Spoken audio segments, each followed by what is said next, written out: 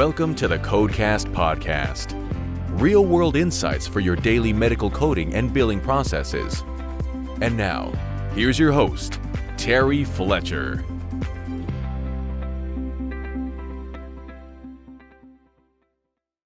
Hello, everyone, and welcome to the 192nd episode of the Codecast podcast. My name is Terry Fletcher. So today, my conversation is going to focus once again on telehealth, but I'm going to take a bit of a left turn because I'm seeing a lot of lawmakers out there recently and members of Congress and a lot of our lobbying efforts like MGMA and AMA really trying to push to keep the Medicare Telehealth PHE rules in place. And I'm not saying that anyone's really pulled patients. What do patients want? Not just what the proponents of telehealth want, especially the vendors who, this is a big windfall for them. But what do patients want? Do they want to come back into the office? Do they want telehealth to continue at some level? And are you polling your patients if you're going to continue to put expense into it? Because some practices have told me that sometimes a telehealth visit takes longer because the patient's so relaxed and there's really, even though there's a time schedule in the computer, not for the patient. They're like, oh no, I'm in my home and I can just sit here all day and talk to my provider. So I have had clients that have polled their patients, and I just wanted to have that conversation with you and what that outcome was and what they really have planned based on that feedback. And so when one of the specialty societies, or if you're a physician gets a call or an email from MGMA or AMA, your lobbying voice asking you, what do you want to do based on what your patients are saying, it's important to have that feedback. So let me begin by just saying that a lot of my clients, they told me that when the pandemic sidelined, in-office visits, they were not happy about being at home. First of all, a lot of, especially younger physicians, have kids at home, just like a lot of you do, I'm sure. And they had to shift quickly to video and telephone appointments as well. But there were also a lot of obstacles because luckily we were able to use FaceTime and smartphone applications and get the HIPAA part of that waived. That's not going to happen once PHE ends, which is close.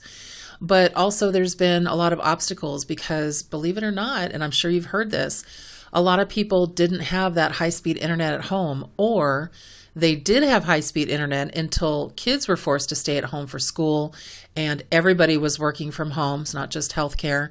And so it definitely had a pull on that high-speed part of that and the broadband. So the connections weren't great, and it's definitely been a learning curve over the last 15 months of the public health emergency. So we are luckily coming down to the end of it. Right now, we're flattening out, if not just absolutely going in the downward spiral for hospitalizations. The CDC posted today that hospitalizations right now, 99% of people who are hospitalized aren't vaccinated. So that should tell you something if you're on the fence about that. But the obstacles that we have also seen, one of the family physicians I was talking to about this in North Carolina, he was telling me that he has a lot of single mothers. And to make an appointment for their child, let's say for a well check or even a sports check or just to get to a sick appointment, they said that first of all, they have to leave work and get permission to do that. Then they have to get their kids out of school. Sometimes they have, they don't have direct transportation. And they really liked having the telehealth offering. And so they were hoping that some of it would be, kept in place. But again, sometimes it's impossible or difficult to use if you don't have speedy broadband or internet services. Now, the other thing, and this is where people are saying we're heading towards a new normal. Well, remember the current normal, if you will. There's a debate right now because the big question is whether to continue reimbursing providers at the same payment rate as for in-person coverage once the COVID public health emergency ends. And I have a problem with that. I'm just going to say it right off the board. I think that I can understand the argument, but the problem is that now by doing that, you're discounting in-person visits, and not everything can be what you can handle in person. And while that debate continues, one side pointing to the costs associated with setting up such services, and then the other side that the payment rate should decline because telehealth services are cheaper to provide patients. And so, especially if the patients are left to decide if visits meet their needs instead of the physicians are deciding. See, that's the thing. patients are deciding if they need to come in or not. And what if the patient's got a palpable mass? What if they've got a breast mass or a groin mass, which could be Hodgkin's? What if the patient thinks what they have is a rash, but actually is a complication or a side effect from a medication? And you can't tell that really from telehealth visits. And so this is where you have to pull your patients, and you also have to talk to them about certain concerns, because not everything can be done telehealth. So here's some things that came up, and I just wanted to kind of talk to you about that. So some things just need to be done in person. That's the first thing. Chest pain, new shortness of breath, abdominal pain. I mentioned the mass, new or increased swelling in the legs. All those things point to a need for an in-person visit. And then, of course, blood tests, vaccinations, imaging scans, those have to be done in person. If your blood pressure is really high, or if the patient has some symptoms that are concerned like chest pain, they need to either go to the office or they need to go to the ER. I mean, they need to have an in-person visit. And there should be something in your office that gives patients, and I would strongly recommend this, an online guide for telemedicine visits. Now, I'm the external coding and billing consultant for the American Academy of Family Physicians, and they actually have one, the AAFP, so take a look at their website, which I think is really important. And then if patients are concerned enough about the situation that they're considering going to an urgent care or even an emergency room, they should be seen, and that would occur in person. Now, if a condition, even something extremely simple, hasn't resolved in a reasonable amount of time, they should go to the office as well. One thing that I know that a lot of ophthalmologists, optometrists did, and they could actually bill for it, were eye issues, pink eye, things like that. And there was a patient with an eye issue, and they they got diagnosed over the phone, got their steroid drops or, whatever, their antibiotics called in for them, but it didn't go away in when they told them it would. And so they went to urgent care, and it was still irritated. And so they needed to come in because now they were worried about possibly shingles. And if, it turned out not to be shingles, but a different problem, and again, they needed to go to an ophthalmologist for a surgical situation. So not everything can be handled, via telehealth, and you need to let patients know what those triggers are. It's really important to know what those signs or symptoms are. And in-person visits can also be more productive because a physician gains visual clues of what might be wrong by watching how the patient walks, sits, or speaks. Video visits are great. I won't, kid you. I mean, those are definitely things, but things come up in person that may not come up over a video. I mean, how many times, ask your physicians this, how many times would they sit with a patient and think we're done, think they're done, and then the next thing that's really the problem gets brought up, and then they spend the next 45 minutes on that actual problem. So, and it's not always something that can be tangible over a telehealth visit. Okay, so it's just, and there's also patients who, they could have done a phone visit, but they're just old school and they just prefer being in the office. So sometimes a telehealth visit is better. So it's not always necessary to trek into the medical office or clinic. And that's number 2. Let's talk about that. And this is the conversation. So check-ins for chronic conditions such as diabetes or hypertension, they're basically under control, but they're just checking in with the patient to make sure. And I don't mean the virtual check-ins. I mean an audio and video visit, which is a periodic assessment and how the patient's maybe, handling a new medication. So if you have a stable, especially older patient where your, let's say, 85-year-old patient and their daughter needs to miss work, that's coming from 20 miles away to bring, mom in for their visit to sit there for 15 minutes just to have a conversation, where this would be where the efficiency of a video visit could be good. But if that same patient, also complains that when let's say they take their morning early walk, they've noticed that they've experienced more shortness of breath that they weren't before, and their feet are swelling, then that patient should come in for a face-to-face.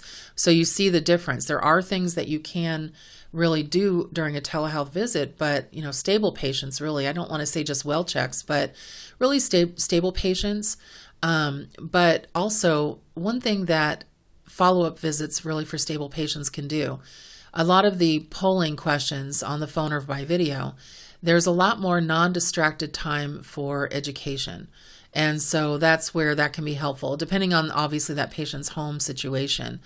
It's helpful if patients can monitor their blood sugar, blood pressures at home, and then also report that during a telehealth visit. But some patients can't afford a home blood pressure monitor. So there are some limitations there as well. Remember that you have to be very careful, because one of the rules on telehealth that's right in the CARES Act says that, can you report vitals in your E&M service? Only if the patient has the correct equipment to report vitals. If the patient just gets on their Walmart scale and says, this is how much I weigh, that's not a medical scale. If they just basically say, I held my phone, that's not an FDA approved device. So it has to be devices that are approved to do that. Dermatology offices, they sometimes, think rashes and things like that. That can be handled video as long as the patient's comfortable with their camera and their smartphone, and they can have a good picture of the problem area. But again, sometimes it may require a biopsy if there's a palpable mass, and that's not something you want the patient to decide over the phone. Number 3 is everything works better when both sides prepare. This is a really big thing, and this is something that patients, when they were polled and asked questions and queried on this, they were saying that they didn't feel they were getting the most out of the video visit because of distractions, and nobody told them turn off the TV. If you want a second set of ears, you have to approve it, but make sure that you have a family member present if you want. But you have to choose also a private setting. And I noticed a lot of the physicians said, you would not believe the circumstances where people Zoom me in. And some people are just in their cars. That's the best place they can get internet. Some patients want to be at Starbucks. Other patients are in their pajamas just finishing breakfast. And it's just a lack of preparation and seriousness that's there. They just call in and think it's just, this really cool idea to talk to their provider. And it's also important that you talk to your patients to have a list of medications that they're taking. Write them down, write down the problem or symptoms you wish to discuss if they can, and just to make the most out of the time available. Providers too, make sure that you are preparing medical records ahead of time and focusing on that information, because that way you don't have to do that in person by looking down. You're looking at the patient, you're having that conversation, and you're just paying attention to all their possible, body language that's in the video if you're going to do that telehealth visit, because it's really easy to miss something if you have to look down and you're still on that Zoom call or that Microsoft Teams call or that FaceTime call. You can't see everything. And then the one of the last things is that, I mentioned this before, some advocates say insurers should make sure their reimbursement policies don't favor one type of visit or another so that the patients don't feel pressured into a telehealth visit. But you have to be careful, because remember, the temporary flexibilities that Medicare has that made it easier for beneficiaries to use telehealth, they removed the geographic restrictions, and they did allow in some circumstances the audio only, and they laterally did payment parity to some of the established patient visits. They also, some of the private payers, basically as a marketing plan, also voluntarily waived some of the cost sharing. And Medicare Advantage says they still plan to keep covering some of the telehealth visits once the PHEs end. But just know that there is a Medicare Payment Advisory Commission right now, and it's supposed to be a nonpartisan agency that advises Congress. And they have recommended that they do temporarily continue some services, but they still need to gather data about other services, and talking about the exorbitant amount of services that are being provided under telehealth that may not be specifically medically necessary. But you don't want a delay in care, but let's just put it out there. If you've got a patient and if you've got a staff members that are completely vaccinated, so a family practice or cardiology practice or orthopedic practice, you've got a patient coming in or a patient that needs an appointment that's completely vaccinated, and why is the need for the telehealth service except for the fact they don't want to park? You have to reflect that there are things you need to do in person, especially if you haven't seen the patient in over a year. It's important to at least make that contact again for that patient. So We just want to make sure that you know what's happening. Just poll your patients, find out what they want and why they want it. I'm not hearing a lot of information from patients that they want to continue with telehealth because they found that it's better healthcare, because it's better to find things wrong with me, because I feel like I get more time with my physician. I'm hearing that they don't have to park, they don't have to pay for parking, they don't have to deal with traffic, and they don't have to get dressed. That's not a medically indicated reason for telehealth. So let's try to figure out how we can kind of bridge that gap if we continue with telehealth. Okay, so I'm going to get into my coding question today. And this one is interesting because it is about E&M. And this one comes up only because I think everybody wants to move into the level 5 high risk, but you have to be careful because the number one thing people see on moderate risk is the prescription drug management. So a question came in today and it said, if the physician is ordering a liver lab panel to monitor a high risk drug for a patient, is that automatically considered high risk in the medical decision making? Well, remember, the drug therapy requiring intensive monitoring for toxicity would make it a risk of high level of morbidity and mortality for the patient.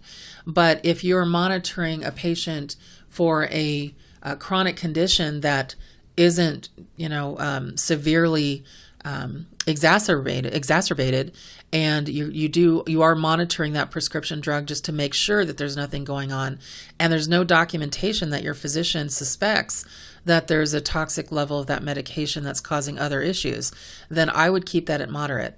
So it's all about the documentation. Is your doctor concerned, or is it just to monitor? Monitor is a big key. So if they're monitoring a medication because they believe this patient's clinical profile could develop into toxicity, and we're not talking like Coumadin or anything, so Lisapril was something that they were talking about, then it would have to be documented that way. We just want to make sure that we aren't manipulating the documentation to make that happen. Our coding question is brought today to you by Do, nation's #1 retirement app, Forbes top-rated finance blog, do.com. This is due.com. We love money. Okay, so I'm going to end with a personal tidbit this week. I'm very excited. I'm on my way to Napa tomorrow. I'm such a planner. I have an itinerary planned out. We know exactly where we're going. Now in Napa, you have to have things scheduled because they have different policies and regulations now about how many in your party. We have 6 of us going. My husband's going. He doesn't drink wine, but he's the best DD ever, so the designated driver. My best friend Dean is going. My friend Nick, and then my daughter and her fiance are flying up to meet us from Arizona. And they've been having 115-degree weather, so the 77 to 82 degree expected in Napa is going to be a welcome relief for them. But we're going to try and hit 9 wineries in 4 days, 6 restaurants, and just really enjoy our time. So I'm really excited about that. So you'll get an update next week, and everyone make it a great day, a great rest of your week. And I hope you're out there getting a vacation like I am. I can't tell you how much I need it. So everyone, make it a fabulous day. Talk to you next week. And thank you for listening to the Codecast podcast. For more information on medical coding, billing, auditing, and compliance, including how to hire Terry, follow Terry on Twitter @TerryCoder1 or visit her website at www.terryfletcher.net. Podcast producer Joe Kuzma. Music producer Dassassin Music.